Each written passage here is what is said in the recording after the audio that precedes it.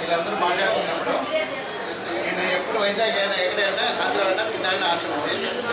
అది ఈరోజు సంతోషమైంది. మీరు ఎంత సంతోషంగా ఫుడ్ ఇస్తున్నారండి. అందరూ అమ్మ ఇస్తున్నారు ఫుడ్. ఇంటి ఫుడ్ అలా అలాగే తక్కువలో ఇస్తున్నారు.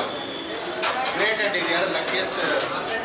అన్నీ దేంట్లో క్లారిటీ రైస్ గరం గరం నాకు తెలిసి హోటల్ కూడా ఇలా ఇంత టేస్ట్ ఉండదు. చాలా బాగుంది.